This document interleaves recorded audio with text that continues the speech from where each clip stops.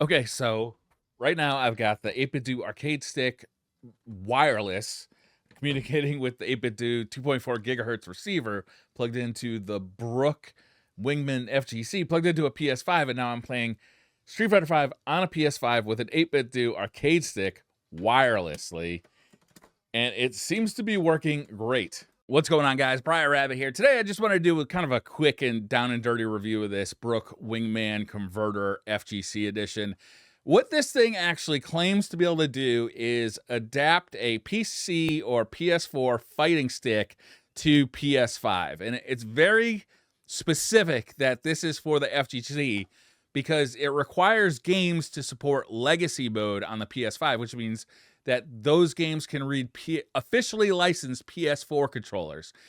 To understand that a little bit more, I'm going to put a link in the description. I'll put something up on the corner of the screen to kind of talk about what is compatible with the PlayStation 5 as far as controllers go. But basically what you need to know is that officially licensed PS4 controllers will work with PS5 games as long as they have legacy controller support, which most fighting games, most like side scroller or vertical shooting games are compatible with. There are some notable exceptions like Breaker's Collection and stuff like that, but most of them are compatible. So what this does is it'll take an arcade stick that is PS4 or PC compatible and adapt it to be legacy mode compatible or PS4 mode compatible on the PS5, which works with a lot of games. I have a whole stack of games here that I tested it on, and it worked on all of them. Tony Hawk's Pro Skater, R-Type Final 3, Guilty Gear, Raiden 4, DNF Duel, King of Fighters 15.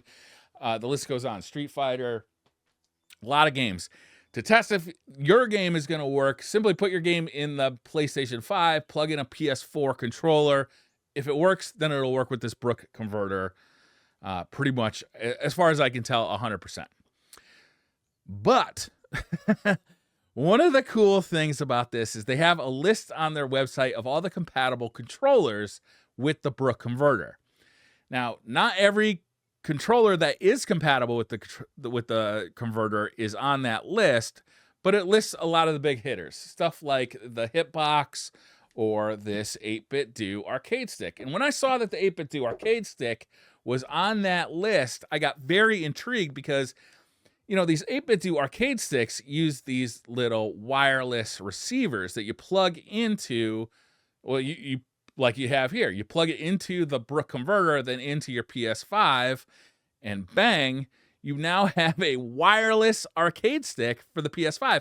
Not only do you have a wireless arcade stick for your PS5, you have one that's far cheaper than any officially licensed wired arcade stick for your PS5. Something like, I think the Drone 2 is probably still the cheapest arcade stick that's like officially licensed for the PS5, and this is much cheaper. I believe even with the Brook converter. The Brook converter is $60. These 8BitDo arcade sticks, I think, are around $80, so it'd be $140 all in. But wait, there's more, because I just started testing basically everything with this Brook converter to see if they would work with a game like Street Fighter 5, for instance, or Raiden 4. And I mean, most stuff I plugged into this thing, if it had a USB-C port, it pretty much worked with this. I did get the Ataki Omni arcade stick to work, no problems. That's not on the compatibility list. Then I tried something weird. Like, what about this 8BitDo SNK Neo Geo controller? And it does, in fact, work. You're going to have to remap the buttons, but it does, in fact, work. I tried a Switch controller, works great. I tried an Xbox Elite 2 controller, works great. 8BitDo's, what is this? This is the SF30. This is kind of neat because it's kind of like a Super Nintendo style pad, but it's got two analog sticks and kind of the PlayStation loadout. Works great. 8BitDo's Pro 2 works great. And this is really neat because this offers kind of the same feel as a PlayStation controller, but it's got back buttons on it, which is really handy. This is great for the Switch, too, if you don't like the D-pad on the Pro controller. Really, almost everything I plugged into this thing worked, with a couple of notable exceptions. I could not get this, what is this? This is the SN30 to work. I assume that's because it didn't have an extra button to use as kind of the PlayStation button. So anytime you turn one of these on, you need to be able to hit the PlayStation menu button to actually, like register the controller. And this didn't have an option for this. I also was not able to get the M30 to work, which is a little bit sad. I would have liked to see this work. This is one of my favorite D-pads of all time. I really like this controller quite a bit, although this Neo Geo pad is really approaching the title. Now, this wasn't a flawless experience for me, but like most of my problems in life, most of the problems were self-inflicted.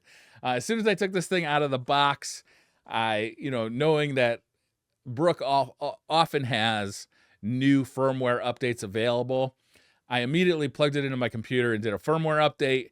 That ended up actually causing real problems. The thing was timing out after like 8 to 10 minutes constantly. And so I rolled it back. I rolled it back to the firmware that was originally on here, which is very easy to do. And now everything works fine. Everything works perfectly. So if I just plugged it in to my PlayStation 5 right out of the gate, I would have never had those problems. A couple of weird things, like when you plug in a new controller, sometimes, like with this one, every time I plug in the adapter to the Brook controller, I have to repair it because this is actually the 8BitDo Bluetooth adapter 2.